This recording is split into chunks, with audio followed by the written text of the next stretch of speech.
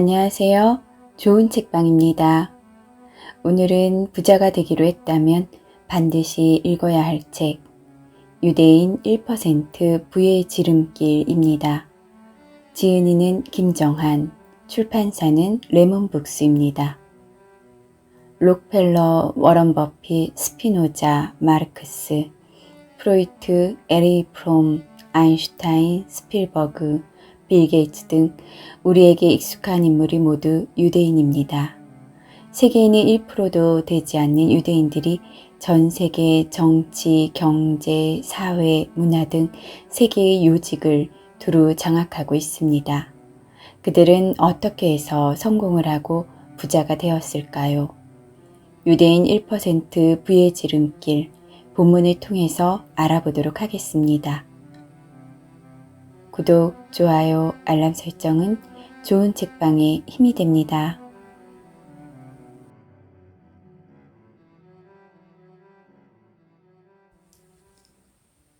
유대인은 어려서부터 돈의 소중함과 돈이 만들어내는 힘을 배운다. 유대인들은 부자는 부자의 사고방식으로 부를 실천하는 사람들임을 강조한다. 돈을 벌려면 가난해도 부자의 줄에 서라고 말한다. 유대교는 율법에 의해 수입의 10분의 1을 가난한 사람들을 위해 내놓아야 한다.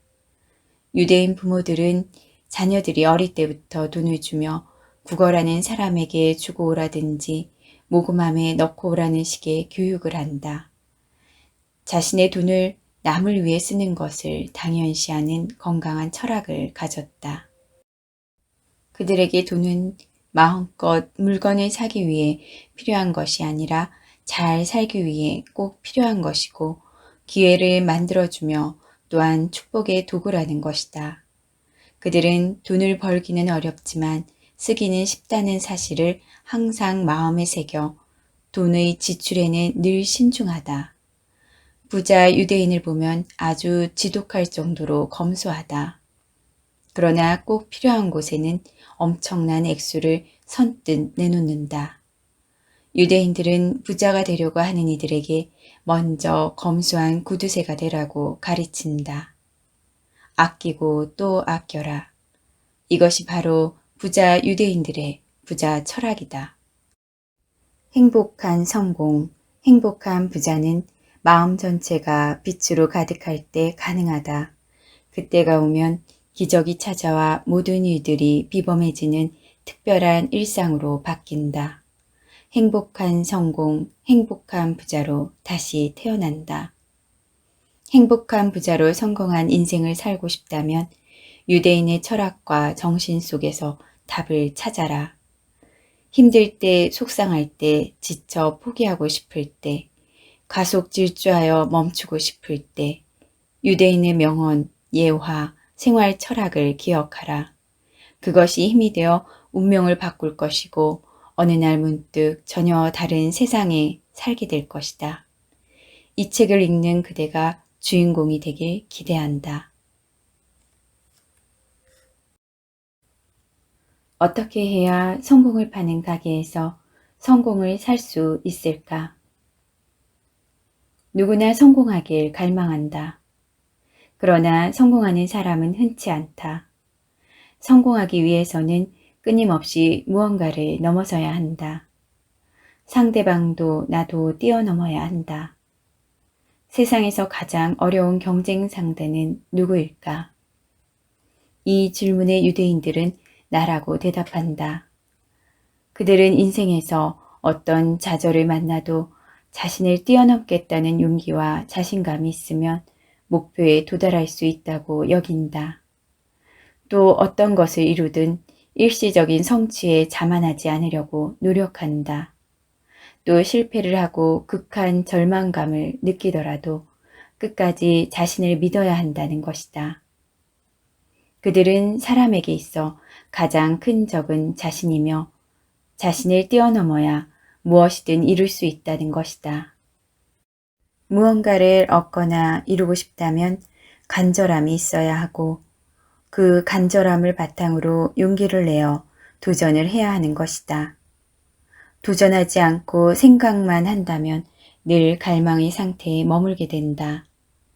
결국 인생에서 가장 큰 적은 바로 자신이며 모든 역경의 출발점도 자신의 마음에서 시작된다. 역경과 장애물도 내 생각, 내 행동이 만들어낸 부산물이다. 이것을 깨우쳐야 새로운 생각과 과감한 도전으로 목표물을 향해 머뭇거리지 않고 당당히 나아갈 수가 있다. 그대 부자가 되고 싶은가? 탈무드는 부자는 부자의 사고방식으로 부를 실천하는 사람들이라고 강조한다. 이유는 간단하다. 가난한 사람의 앞줄에 있는 사람은 부자의 가장 뒷줄에 있는 사람보다 당장 돈이 더 많을 수는 있다. 그러나 가난한 사람의 습관이 몸에 배게 되면 시간이 흐를수록 가난해진다. 반대로 지금은 가난해도 부자의 줄에 서서 부자의 사고방식과 부자의 행동을 배우고 실천하면 부자의 습관이 만들어져 부자가 될 수 있다. 그러니 돈을 벌려면 가난해도 부자의 줄에 서라고 탈무드는 말한다. 돈이 없으면 신경 쓸 일이 한두 가지가 아니다. 누굴 만나려 해도 어디 한번 나들이를 하려 해도 그렇다. 같이 밥을 먹을 때도 혹시 나더러 밥값을 내라고 하면 어쩌나 신경이 쓰인다. 부자가 별 생각 없이 한 말에도 상처를 입는다. 가난하면서도 당당하게 사는 것은 결코 쉬운 일이 아니다. 자본주의는 돈이 최고라면서 삶의 비중과 초점을 돈에 두고 도덕 상실의 사회를 만들고 있다. 돈이라는 태풍에 휩쓸려 들 수밖에 없다. 사실 따지고 보면 돈은 도덕적으로 중립이다. 돈 자체가 나쁜 것이 아니라 그 돈을 사용하는 인간의 도덕성에 문제가 있을 뿐이다. 성공한 사람, 부자로 살고 있는 사람 중에 왜 유대인이 많을까? 그건 바로 어린 시절부터 읽었던 탈무드 때문이다. 탈무드 속에는 수요와 공급, 은행과 돈, 이자, 환율, 생산과 소비, 시장, 무역 등 우리 주변에서 흔히 사용하는 경제 용어가 가득 들어있다. 유대인들은 돈을 버는데 상당한 노력과 애정을 쏟는다. 부자가 되기 위한 하나의 목적으로 그렇게 하는 것은 아니다. 유대인들에게 돈이란 부자가 되어서 마음껏 물건을 사라고 있는 것이 아니다. 그렇다고 돈을 더럽다고 생각하지도 않는다. 돈은 잘 살기 위해 꼭 필요한 것이기에 재정 교육을 어릴 때부터 시킨다. 의식주와 더불어 세상을 살아가는데 필수라는 것을 교육한다. 돈은 기회를 만들어주고 사람을 축복할 수 있는 도구라는 것이다. 그들은 돈을 많이 벌기 위해서 노력하고 힘들게 번 돈을 함부로 쓰지 않는다. 돈을 벌기는 어렵지만 쓰기는 쉽다는 사실을 항상 마음에 새겨 돈을 꼭 필요한 곳에만 쓰기 때문에 지출에는 늘 신중하다. 부자 유대인을 보면 아주 지독하게 검소한 구두쇠로 살아간다. 하지만 그렇게 힘들게 모은 돈을 꼭 필요한 곳에는 엄청난 액수를 선뜻 내놓는다. 이 정신은 남을 배려하는 기부 정신으로 대대로 내려오고 있다. 이것이 바로 유대인들이 부자가 될 수밖에 없는 이유이다. 그래서 유대인들은 부자가 되려고 하는 사람들에게 먼저 검소한 구두쇠가 되라고 가르친다. 아끼고 또 아껴라. 이것이 바로 부자 유대인들의 생활 철학이다. 유대인들은 돈에 관한 부분은 항상 정확하고 철저하게 기준을 정한 다음 결산을 한다. 아무리 많은 재물을 가지고 있더라도 모아두고 쓰지 않는다면 부자라고 할 수 없다. 진정한 부자는 돈을 잘 선용하고 베풀고 쓸 줄 아는 사람이다. 재물을 늘리기 위한 첫 번째는 번 돈을 빠짐없이 기록하고 확실한 곳에 투자하는 일이다. 두 번째는 번 돈을 빼앗기지 않도록 경계하며 주의하는 일이다. 마지막은 알뜰 구매로 돈을 현명하게 관리하는 일이다. 부모에게 경제 교육을 받아 성공한 자산가들 중에는 어릴 적부터 수업을 받는 경우가 많다. 부동산 재벌 도널드 트럼프 대통령의 아버지는 자녀에게 1달러의 가치를 가르치지 않는 것은 식사를 주지 않는 것과 같다 하며 이런 교육을 부모가 해주지 않으면 누가 시켜주겠냐고 말하며 그 역시 어린 시절부터 경제 교육을 해왔다고 한다. 미국의 3대 부자에 속하는 워렌 버핏은 어려서부터 신문 배달을 하거나 유원지에서 음료수 장사를 하면서 시장 경제 원리를 터득해 11세부터 직접 주식 투자에 나섰다고 한다. 하버드 법대를 중퇴한 마이크로소프트 창업자인 빌 게이츠의 아버지는 아들이 어릴 적부터 물건을 살 때마다 용돈 기입장에 기록하게 하고 사례 중심의 토론을 벌이는 등 자녀의 경제 교육에 시간과 노력을 들였다. 그대 부자가 되고 싶고 또 자녀를 부자로 키우고 싶은가? 그렇다면 이제부터라도 머니 지수를 높여라. 돈은 곧 삶이고 돈과 경제, 금융에 대해서 잘 아는 사람이 행복한 부자가 될 가능성이 높다. 자식에게도 경제 교육을 시켜라. 자녀의 경제 교육은 선택이 아니라 필수가 됐다. 자녀의 금융지수를 높여줘야 한다. 그것도 빠르면 빠를수록 좋다. 올바른 경제 습관을 만들어주는 것이 가장 중요하다. 그래야 자녀가 성인이 됐을 때 드디어 경제적으로 독립할 수 있다. 물고기를 잡아 손에 쥐어주지 말고 물고기 잡는 법을 가르쳐줘야 한다. 똑똑한 경제 습관을 키워주어야 한다. 일상생활에서 실제 경험을 통해 체득하고 평생의 습관으로 자리 잡을 수 있도록 도와줘야 한다. 영어 교육이나 스펙도 중요하지만 올바른 경제 습관이 몇 배는 더 중요하다. 지금부터라도 식탁에서 공부하라는 똑같은 말만 되풀이하지 말고 돈 쓰는 습관을 가르쳐라. 평생 동안 돈 잘 벌고 잘 쓰는 습관을 물려주는 것이 치열한 경쟁 사회에서 생존할 수 있는 유일한 길이다. 밀물은 반드시 온다. 탈무드는 승자와 패자의 차이를 이렇게 이야기한다. 승자는 행동으로 말을 증명하고 패자는 말로 행위를 변명한다.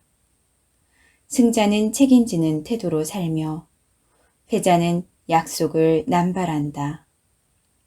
승자는 벌을 받을 각오로 살다가 상을 받고 패자는 상을 위해 깨를 부리다가 벌을 받는다. 승자는 사람을 섬기다가 감투를 쓰며 패자는 감투를 섬기다가 바가지를 쓴다.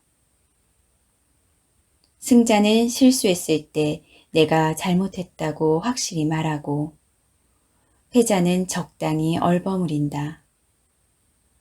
승자는 입에 솔직함이 가득하고 패자는 핑계가 가득하다. 승자는 예와 아니오를 확실히 말하고 패자는 모호하게 말한다.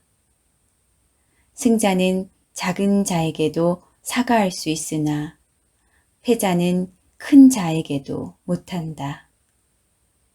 승자는 넘어진 후 일어나 앞을 보고 패자는 일어나 뒤만 본다. 승자는 열심히 일하고 열심히 놀고 열심히 쉬지만 패자는 허겁지겁 일하고 빈둥빈둥 놀고 후지부지 쉰다. 승자는 시간을 붙잡고 관리하며 살고 패자는 시간에 쫓기거나 끌려 산다. 승자는 과정을 위해 살고 패자는 결과를 위해 산다. 승자는 구름 위에 태양을 보고 패자는 구름 속의 비를 본다. 승자는 넘어지면 일어서는 쾌감을 알고 패자는 넘어지면 재수를 한탄한다.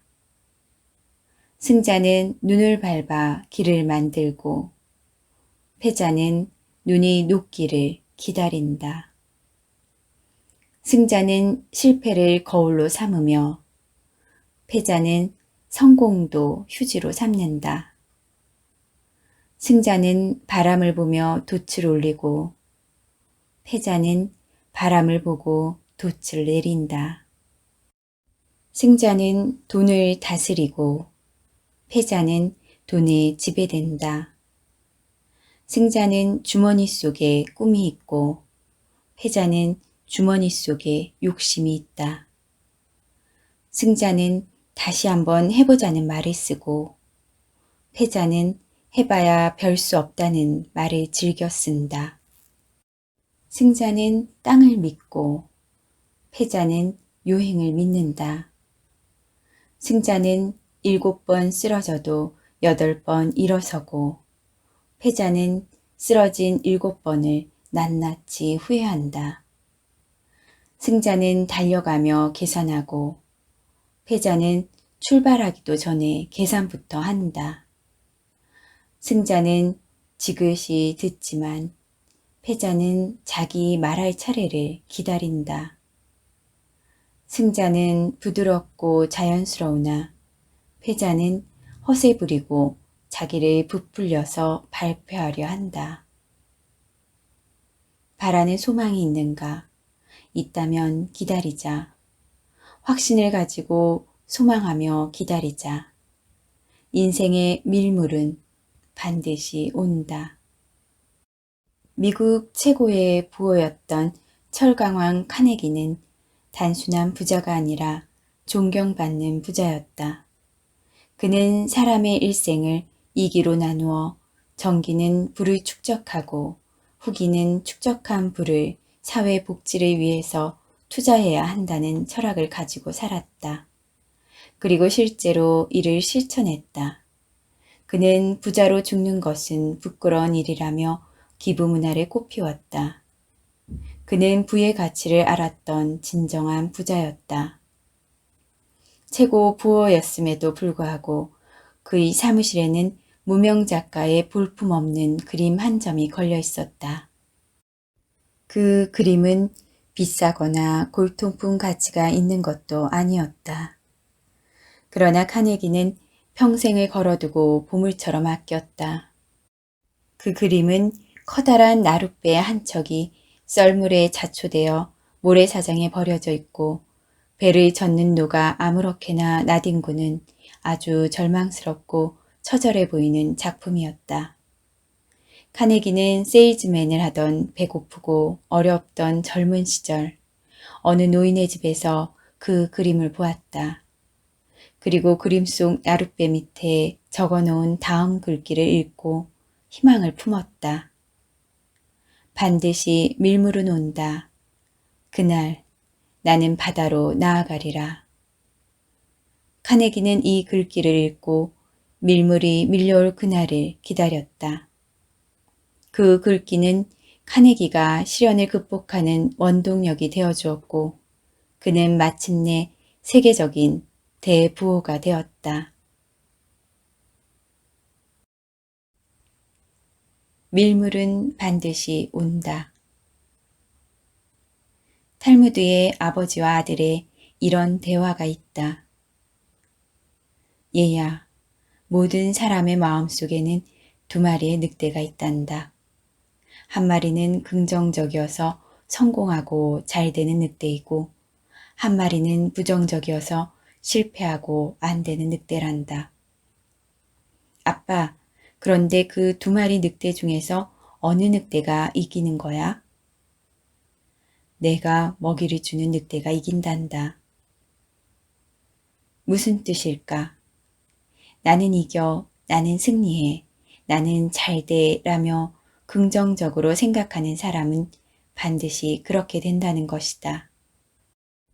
어느 강력한 주먹을 가진 권투 선수에게 당신도 두려운 것이 있느냐고 누군가 물어보았다. 천하무적인 그 권투 선수도 의외로 쓰러진 선수가 다시 일어나는 것이 가장 두렵다라고 했다. 주먹이 세거나 덩치가 큰 선수보다 끈기 있는 선수가 더 무섭다는 뜻이다.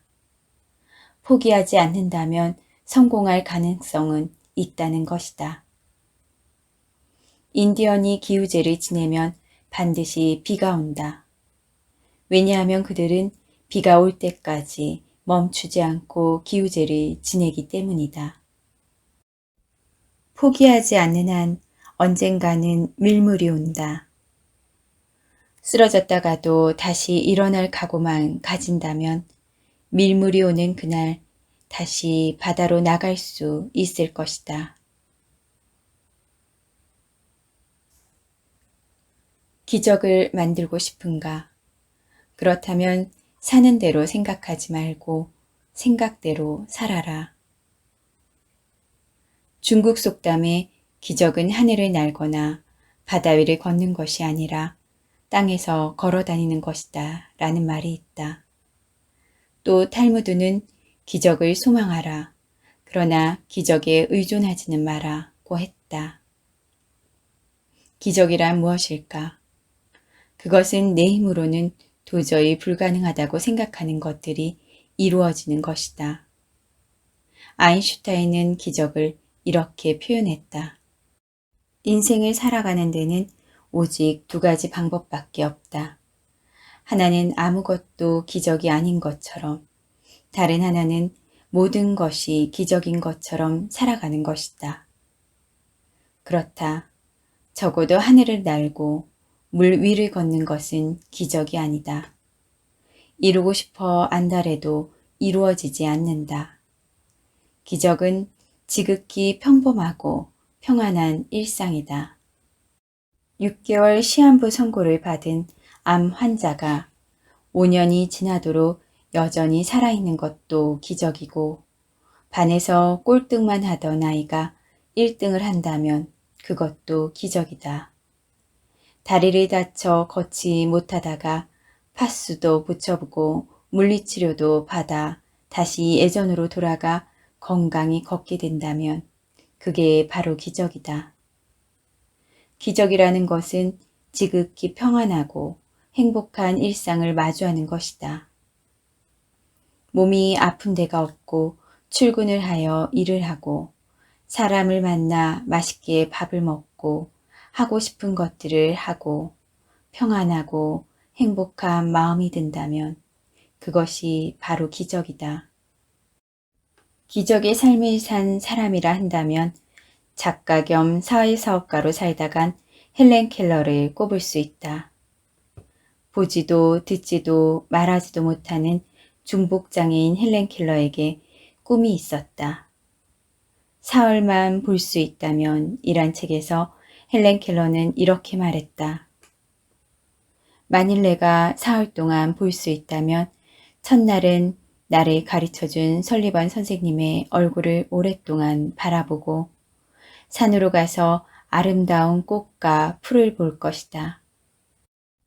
둘째 날엔 아침 일찍 일어나 먼동이 트는 모습을 보고 밤에는 영롱하게 빛나는 별을 보고 싶다. 마지막 날엔 큰 길로 나가 부지런히 출근하는 사람들의 활기찬 표정을 보고 싶다. 그리고 아름다운 영화를 보고 집으로 돌아와 사흘간 눈을 뜨게 해주신 하나님께 감사의 기도를 드리고 싶다. 어느 날 헬렌 켈러에게 사람들이 물었다. 맹인으로 태어나는 것보다 더 불행한 것이 있느냐고. 그러자 시련은 있지만 꿈이 없는 것이라고 주저없이 대답했다. 그는 할 수 없는 것보다 할 수 있는 것을 보는 사람이었다. 내가 잘할 수 있는 3,000가지 장점을 찾아낼 수 있다고 당당히 말했다. 그는 나아가 다음과 같은 말로 당당한 자신감을 주문했다. 절대로 고개를 떨구지 마라. 고개를 치켜들고 세상을 똑바로 바라보라. 중복장애인 헬렌 켈러가 평범한 사람처럼 살기 위해 더 나아가 모든 사람이 존경하는 인물이 되기까지 얼마나 처절하고 치열하게 노력하며 살아왔는가를 생각해 본다면 기적의 답을 찾을 수가 있다. 기적은 스스로 만들어내는 것이다. 없던 길을 만들어내는 것처럼 내가 간절히 바라는 것들을 하나씩 새롭게 창조하는 것이다. 기적은 대단한 것이 아니다. 기적이라는 것은 최고의 평범한 일상을 살아가는 것이기에 노력의 선물이기도 하다. 소소한 노력들이 어우러져 평안하고 행복한 기적을 만드는 것이다. 어떠한 정성도 들이지 않는다면 평안하고 행복한 일상을 만들 수 없다. 지금 사는 게 너무 힘들어 기적 같은 일상을 만나고 싶다면 의욕적으로 도전하고 열정을 다하는 마음 자세가 중요하다. 언제 어디서 올지 모를 기적 같은 기회를 잡기 위해서는 마음의 준비를 해야 한다. 준비된 것이 없다면 모처럼 다가온 기회도 놓치기 쉽다. 기회다 싶으면 무슨 일이든 죽을 힘을 다해 도전해야 한다. 탈무드의 명언처럼 우두커니 앉아서 기적만 바라서는 안 된다. 두려움을 밀어내고 일어나 당당히 도전해서 쟁취해야 한다. 기적은 희박한 공기 속이나 물 위를 걷는 것이 아니라 대지 위를 걷는 것이다. 걸으면서 스스로 아름답다고 감탄하는 것이다. 두 발로 걸으며 세상을 호흡하며 바라본다는 것, 그리고 모든 것이 아름답게 느껴진다면 그것이 바로 행복한 일상, 기적을 드러낸 날이다. 자신감의 출발은 희망이다. 유대인의 우화에 나오는 것처럼 배나무는 계절마다 모습이 다르다.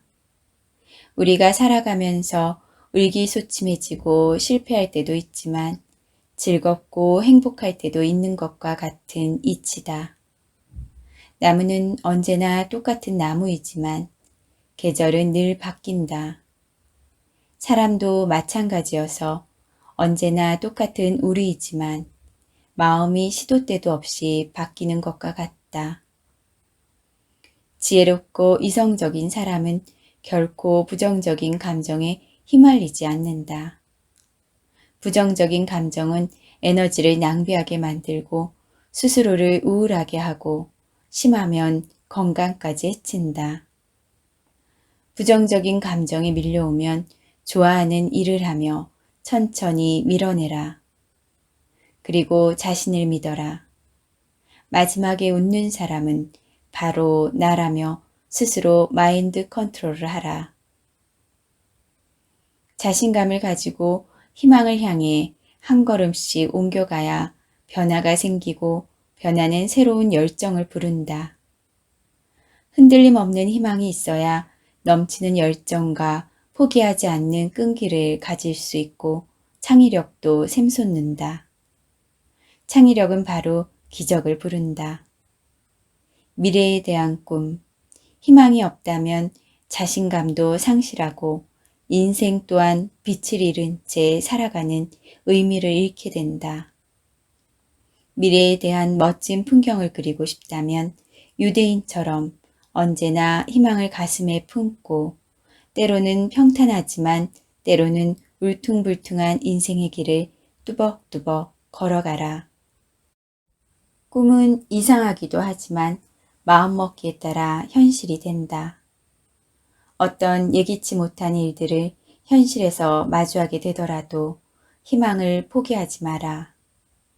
가슴 속에 희망을 품고 있어야 고난을 극복하고 꿈에 그리던 성공 신화의 주인공이 된다.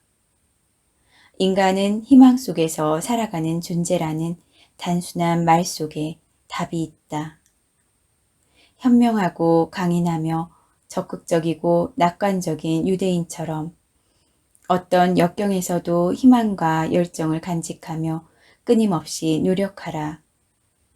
머지않아 보통 사람들이 꿈에도 생각하지 못한 기상천외한 기적을 창조하여 세상을 깜짝 놀라게 하리라.